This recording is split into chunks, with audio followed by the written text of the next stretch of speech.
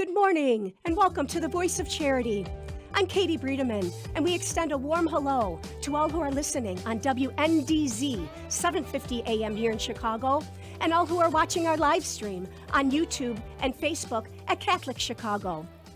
Throughout its history, Catholic Charities of the Archdiocese of Chicago has been tremendously fortunate to have caring corporate leaders and benefactors and trusted advisors and dedicated volunteers who care about the mission of our agency as much as our leaders and our employees do. And when all of the members of one family are all filling those roles, we feel especially blessed and grateful. Mr. Emil Johnson, his wife Sherry, their son Andrew, and their daughter Caitlin are with us today, and each of them has been tremendously generous with their time and all of their efforts to follow the mission of Catholic Charities over many years. We are delighted to have them here to thank them and to hear about their family motto of giving back to others. Welcome Emil, Sherry, Andrew, and Caitlin Johnson. Hello, guys. Hi there. How are you, Katie? Hi. I'm well, thank you. How are you doing today, Emil? Terrific. Good. Hi, Sherry. Hi, Caitlin. Hi. Good Thank morning. you for having us. Thank you. Thank you so much for having us. And good morning, Andrew. So delighted to be with you all. I should mention that Mr. Emil Johnson is President and Chief Executive Officer of Good Foods, which is a very successful local family-owned business in Lincolnshire. Emil is also Vice Chairman and Secretary of Catholic Charities Board of Advisors after serving in a number of other key roles in recent years. Emil, may I start with you? How did you first become involved with Catholic Charities of the Archdiocese of Chicago? Well, I like to call it serendipity, but the real word is it's the Holy Spirit, I think, drove me to Catholic Charities. Many years ago, when I first moved here, I did have the privilege of having known Cardinal Bernardine, and I even talked to Cardinal Bernardine, and he had said that he wanted me to be involved because the kids were very young then, and I just didn't have the time, I'll be frank with you, and I was traveling all over the place. But I remember when I started my business, and even in my former company that I worked for, we started giving to Catholic Charities in ways that were appropriate and helping Catholic Charities. I think you got to talk a little bit more about the WIC centers. But when those WIC centers were initially established, some of the products of the company I worked for, a Fortune 50 company here in Chicago, we were able to help them in terms of some of the products that they needed for the WIC program. And so in 2003, you mentioned that you had been traveling a lot and you decided to pursue a lifelong dream of starting your own business. How did the idea for Good Foods come about? Again, I like to talk about serendipity and just put a parenthesis around there for the Holy Spirit, because all of a sudden there was a need for nutrition in our country. In our country, and I don't know if you remember, we talked about schools about that time period, and the kids being fed cereals that were high in sugar, and we talked about trying to get more fresh foods in terms of vegetables and fruit into our system, to our nutrition, as a part of our nutrition. So it seemed, and the fact that I worked in a nutritional business for over 25 years, it seemed like it was just a good fit and a lot of synergies between my experience and, as you'll talk about later, and my association through my business experience early in my career with the USDA to pursue food, but food that was nutritional and healthy. So once your businesses started getting so successful, Emil, you went out of your way to make sure that you supported Catholic Charities WIC centers. Can you talk a little bit about how that relationship is now in your supply chain to our WIC centers to keep that nutritious, healthy food on our shelves? Well, it's so important to us because one of the things that we talk about Catholic Charities, we talk about the underserved in our community.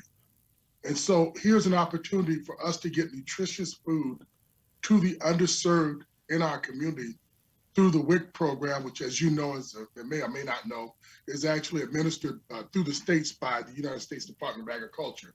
they establish what's good nutrition and what our required daily intakes are for the nation in terms of nutritional food, how many calories you should consume in a day and how much sodium we should consume in a day, et cetera, et cetera. So it's so important that we push this down to those people that are underserved and quite frankly, who probably don't even know what the nutritional facts are. It's so important to us that, we have a mission, and a mission has values, and the mission, our value of our mission is to bring good nutrition to our country. So when we look at that, we're right in line with WIC and the WIC centers. And so, there's a tremendous synergy there. And we constantly are communicating with the United States Department of Agriculture to what is the benchmark for good nutrition, and how do our products and our nutritional facts, how do they measure up to those benchmarks? Catholic Charities offer so many great programs, but I think the ones that kind of have a special place in our hearts are the ones that provide emergency services, and then the ones that also help support women and children programs. So those are the ones that we are kind of, I would say, most attracted to. In terms of some of the kind of fundraisers and programs, we've got a lot of big golfers in the family. I'm personally not one of them, but we've got a lot of friends and golfers, friends and family members who are big golfers. So the golf tournament, which you mentioned earlier, Emil's been part of, or was actually the chairperson or co-chairperson for a number of years. That's always a big one that we love to support and continue to support. I'm a lover of the arts, so the Arts Gala is one that we also really enjoy attending, and the Wine Gala, and the there's one more that escapes my Wine Gala, the Divine Affair in January. St. Nicholas Ball. St. Nicholas Ball. Wonderful. That's always a great holiday event. And our live stream is showing a lot of these photos through the years. Your generosity and your participation is just spread over, decades. And so we're so grateful to all of you for all you've done for Catholic Charities. Andrew, can I ask you, would you share with our audience what your current role is in Good Family Business? Yes, Katie, and thanks again for inviting us and having us on the show. My role is Vice President of Operations. It really evolved over the years.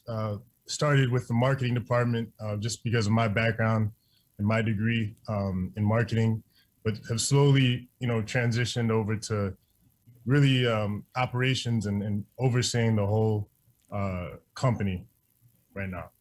And what programs have you been involved with in Catholic Charities in recent years? So definitely number one is WIC, Women and Infant Children. We know that is a very special program. A lot of folks depend on that program, every day to get all their their nutrients. And so I've worked closely with Catholic Charities, the WIC program, the warehouse. I'm constantly over there.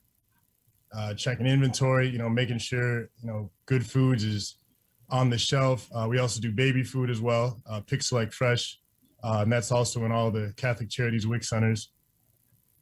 And so my job is really just to make sure, everything's flowing and we have enough product to provide to the customers, because, we have a lot of support around the city, and when they walk in the center and they don't see good foods, people get frustrated. So I make sure, our products are on the shelf and fully stocked and everything's running smoothly. I know community support is a huge part of the Good Foods business model. As you were growing up, how did your parents teach you and your sister about the importance of giving back to the community? I think a lot of, different events, like these, like the charity events, Monsignor, his special golf tournament, and just really bringing us into the light and showing us, hey, to much, to much is given, much is expected. So, we've always taken that motto to give back as much as we can and to understand, our privilege and our benefit that we were given. So we would like to, return that favor. Beautifully said, Andrew. And Caitlin, I had the great pleasure of working with you at the Golf Invitational in September, about 6 weeks ago. And you and I were taking photos and just having a great afternoon together. So generous of you to give your time back, giving back to Catholic Charities as well. How long have you been involved with Catholic Charities, and what are your favorite programs to be part of? So I've been involved with Catholic Charities for since the first golf outing, I guess, that we did. And I actually had an internship with them one summer too. So I've been able to really get involved in work within Catholic Charities, and been able to give back and get some benefits from Catholic Charities as well. But just, food banks, giving back to communities in the St. Nicholas balls, the art galas we go to, the golf outings we go to. It's an honor to work with such a good established community support system. And even when I was working with as an intern, it was just beautiful to know that I was helping so many people, whether it was paid or not. That was so important as we go into, as Catholic Charities surpasses the 100 years since they were founded, and now going into the next 100 years. And the leadership of a person like Sally Blount is so important, and it's such an integral part of what we need to do and to guide this organization, so that 100 years from now, you'll be having the same conversation with a family, a group of families that have done everything they can to make and maybe we don't need Catholic Charities at that time. Maybe we've done away with all hunger and all violence and all of those things, and we've learned and what have you. But in doing that, we want to make sure Catholic Charities is a part of that elimination of all those infractions, I guess you might call it, in our community. So I really just think I have a lot of confidence in Sally. I have a lot of confidence in her ability and her skill sets to guide us to that point. So that's my feeling about Sally Blount. Beautifully said, Emil. And Sherry, how about you? I think Emil was very eloquent in his statement there. I think just, you said Catholic Charities has been around 100 years, so just continuing to stay engaged, closely engaged with the community, understanding what the needs are. And, as Emil also said, the ability to, hopefully, maybe in the future we won't need it, or maybe Catholic Charities will look very different. And wouldn't that be a noble thing to achieve?